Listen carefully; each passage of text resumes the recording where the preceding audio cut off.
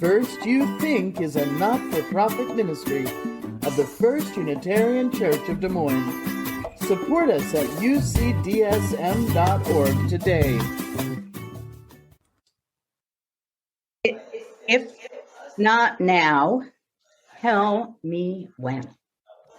And so I'm going to diverge from my script for a minute and thank the tech people who I know are having a hard morning, and all of you for your patience.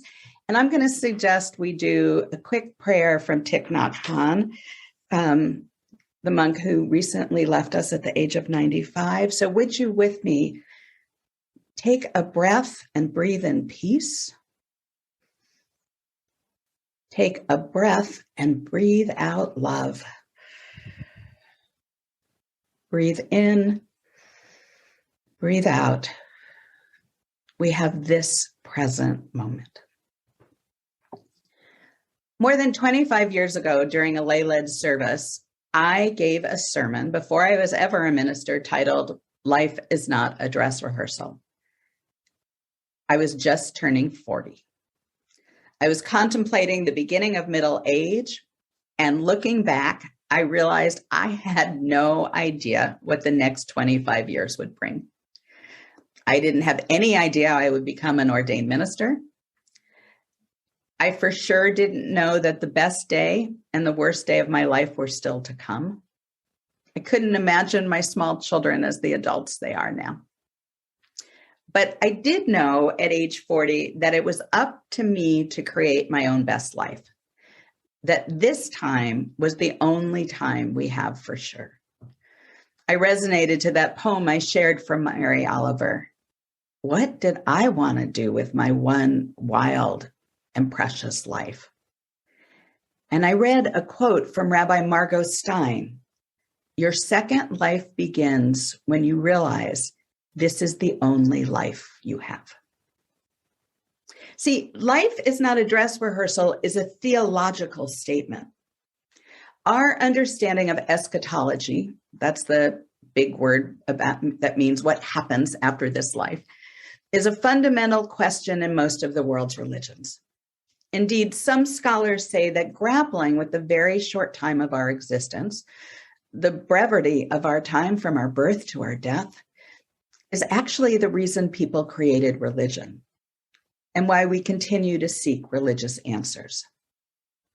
The late Unitarian Universalist minister, the Reverend Dr. Forrest Church, wrote, "Religion is our human response to the dual reality of being alive and having to die. We are not the animal with advanced language or tools as much as we are the religious animal. Knowing that we must die, we question what life means. The answers we arrive at may not be religious answers, but the questions death forces us to ask are at heart religious questions. Where did I come from? Who am I? Where am I going? What is my life's purpose? The goal is to live in such a way that our lives will prove worth dying for." I'm going to say that again. The goal is to live in such a way that our lives will prove worth dying for.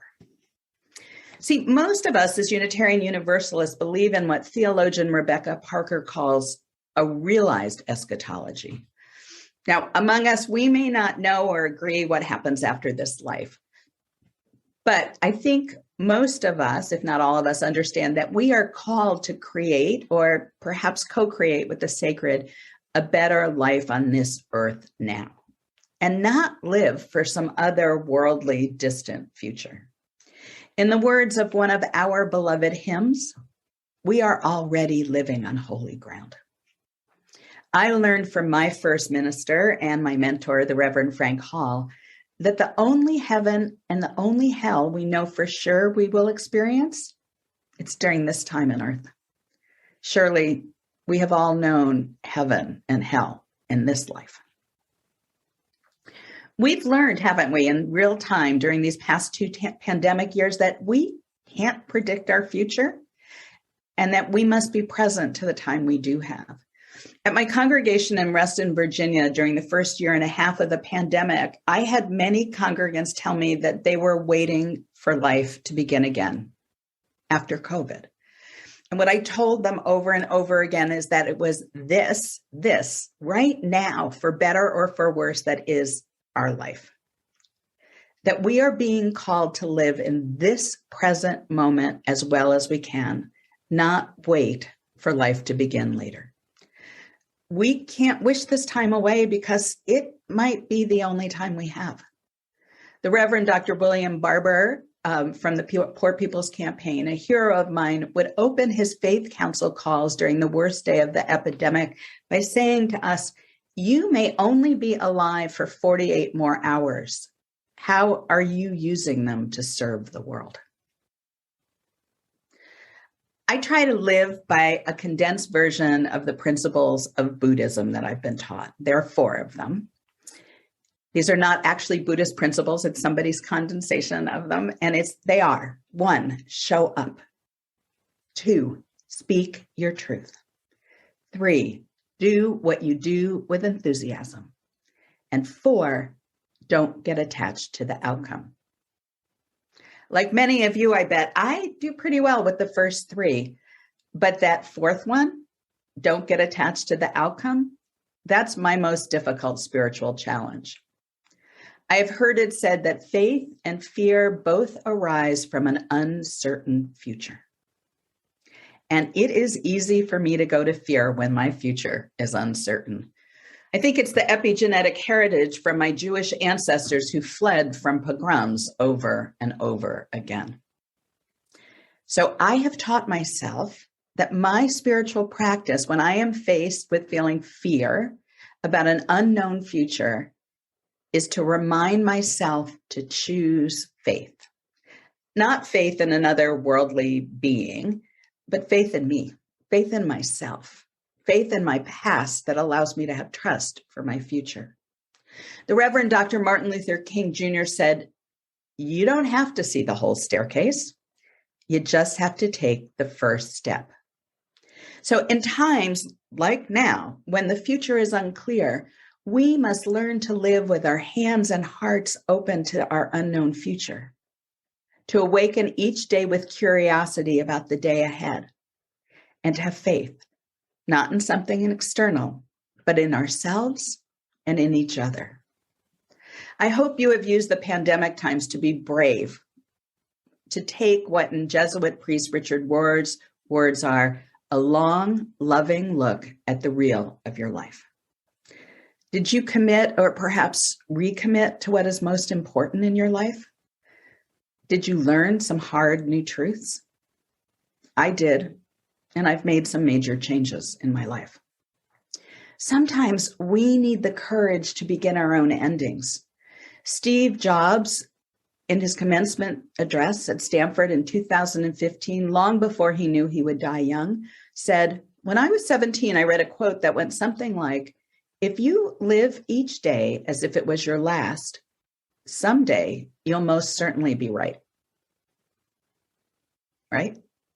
He continued, "Since then, I have looked in the mirror each morning and asked myself, if today was the last day of my life, would I want to do what I'm about to do today? And whenever the answer is no, for too many days in a row, I know I need to change something." That's the end of the quote. So sometimes, my friends, we must listen to that no for too many days and make the difficult decision to let go of what we know and take a leap into the unknown. It's hard to change, but sometimes the courage to change and set new directions is the only way we have to live our truest life. For those of us who are in middle age and beyond, it is in this second half of life that we have an opportunity we didn't have in the first.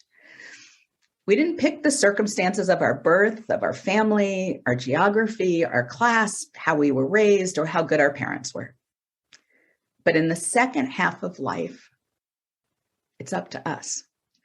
Father Richard Rohr, in his book, Falling Upward, says it this way, a quote that I have carried around with me for the last 3 years. "Nothing can inhibit your second journey except your own lack of courage, patience, and imagination. Your second journey is all yours to walk or avoid. My conviction is that some falling apart of the first journey is necessary for this to happen. But if you don't walk into the second half of your life, it is you who doesn't want it. God will always give you exactly what you want and desire. So make sure you desire deeply, desire yourself, desire everything good, true, and beautiful. Now, I know finding that courage is hard and scary. Some days when we are suffering a loss or uncertainty, illness, financial or health difficulties, relationship difficulties, the best we can do is dread one day at a time. Sometimes maybe an hour or a minute at a time. And it is on those days we most must reach deeply for gratitude. Wayne Muller in his book Sabbath says there is a level of inevitable unknowing in life. We can plan, but we don't know what will happen. I have learned in my 19 years of ministry that the worst things in life can rarely be predicted. The diagnosis, the car across the median, the sudden illness, the bad news phone call. It is especially in those days we might do well to remember Thomas Merton's prayer. God, I have no idea where I am going. I don't see the road ahead of me. I cannot know for certain where it will end.